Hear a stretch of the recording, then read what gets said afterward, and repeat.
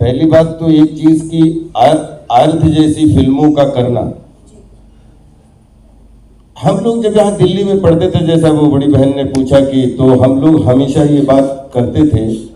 कि type cast से टकराना है, लेकिन ये हुलिया तो चेंज नहीं किया जा सकता। हाइट, पर्सनालिटी सबकी जिसकी जो है वो एक ही बार बनती है और जिसमें उसका कोई बस नहीं होता है। तो हम लोग जब दिल्ली में यहाँ पे इंस्टीट्यूट में थे तो हमेशा कि ये एक्टर टाइप कास्ट हो गया, ये एक्टर टाइप कास्ट हो गया, ये एक्टर एक कॉमेडी कर रहा है तो जिंदगी भर कॉमेडी कर रहा है, एक विलन बन रहा है तो जिंदगी भर विलन, जैसा जो अभी अपनी डिजिटल वर्ल्ड से जस्ट पहले, कोई ज्यादा दिनों की बात नहीं, 10-15 साल पहले की बात है, हम लोग जब ये क्रिटिसाइज किया करते थे कि एक्टर टाइप कास्ट कैसे हो जाता है, तो आई थिंक पिछले 20 साल से मेरी अभिनय को लेकर जितनी फाइटिंग है उससे 10 गुनी फाइटिंग है एक टाइप कास्ट को फिनिश करने के लिए। एक अभिनेता होता है वो 3 डायमेंशनल होता है, उससे अगर अभिनेता वो है तो उससे जो भी काम कराओगे वो कर सकता है। कॉमेडी करवाओगे तो कॉमेडी होगी, ट्रेजेडी करवाओगे तो ट्रेजेडी होगी, विलेनिश कैरेक्टर कराओगे तो विलेनिश कैरेक्टर होगा। आई थिंक ये टोटल डायरेक्टर की इंटरप्रिटेशन पे जो है डिपेंड करता है कि डायरेक्टर किसी एक्टर को किस सांचे में ढालना चाहता है अपनी स्टोरी के मुताबिक। हम लोग ऐसे लोग हैं कि इंस्टीट्यूट लोग हैं तो हम लोग कोशिश करते रहते हैं कि कभी जैसे आप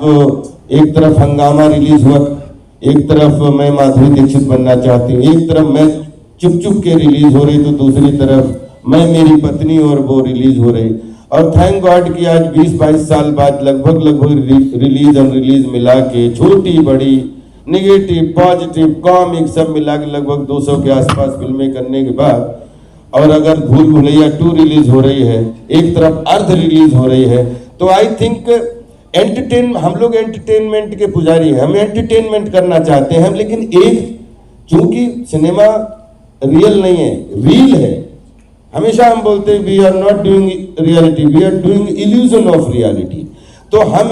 जो रियलिटी का इल्यूजन रील के माध्यम से पेश करते हैं, तो उसमें जितने किरदार होने चाहिए उतनी ही अलग अलग मानसिकताएं होनी चाहिए। एक जैसा आदमी जी नहीं सकता, एक जैसा आदमी चल नहीं सकता, तो फिर किरदार एक जैसे क्यों जी सकता है। तो मेरी भी जो आपका क्वेश्चन है, एक्चुअली मेरी यही फाइटिंग है, ये मेरा संघर्ष है कि मुझे जब भी करने का मौका मिले, हंसाने वाले कैरेक्टर करने का मौका मिला या रुलाने वाले, लेकिन उनकी मानसिकता एक किरदार से दूसरी किरदार की अलग होनी चाहिए। उदाहरण के लिए अगर आप देखेंगे ना जंगल आपको दोबारा देखने को मिली होगी, ना चुप चुप के दोबारा देखने को मिली, ना भूल भुलैया का छोटा पंडित और नया पंडित दोनों एक जैसे कैरिकेचर मिनिएचर रोल, लेकिन उनमें भी कोशिश की कि मानसिकता, उसमें बेटी पुष्पा थी तो इसमें पार्टी चल रही पार्टी तो ये अब कोई भी मालामाल वीकली एक नहीं, वक्त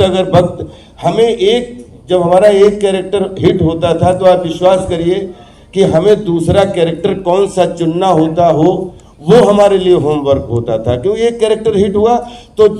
10 एक जैसे रोल हमारे वो बस वैसे चुप चुप के वाला वैसे बांडिया है, तो हम कह रहे थे वही चिपका ले जाके मुझसे मत करवा, दोबारा बांडिया मुझसे नहीं हो सकता। तो ये एक पेन भी है, सजा भी है, लेकिन ये एक मजा भी है। और दूसरी चीज, ये सब मैच ऑफ लाइफ में आप हमारा कैरेक्टर देखेंगे,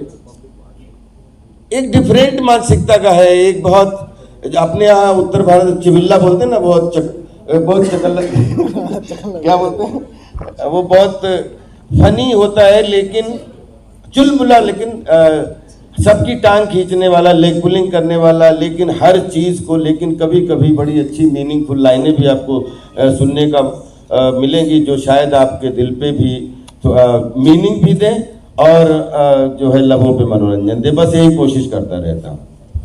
डायलॉग सालों मंदिर का घंटा समझ के रखा है कोई भी। और अभी क्या डायलॉग आपने मैच ऑफ लाइफ का सुना है कि बस नहीं तो माफी तो नहीं, माफी मिली कि नहीं मिली, माफीनामा बाहर आ गया। विश्वास कीजिए 3 साल खूब बरमूडा पहन के इस होटल के आसपास इंडिया गेट जाना, फिर कॉपर निकस होते हुए फिर शाहजहां, जितना भी है आप देख, फिरोज शाह से लेके और कॉपर निकस और भगवान दास रोड तक, ये अपनी आईटीओ तक दुनिया हुआ करती थी, बंगाली मार्केट तक। तो आप 94 to 97 हमारा दिल्ली में रहना हुआ मंडी हाउस में, और 97 से जो कुछ भी आज कमाया है तो थैंक्स टू मुंबई, जो कर्म भूमि जिसने सातों समंदर को कर्म भूमि के रूप में बदल दिया। लेकिन कर्म भूमि में पैर टिकाने के लिए जो आत्मविश्वास देने वाली भूमि है वो ये दिल्ली भूमि है।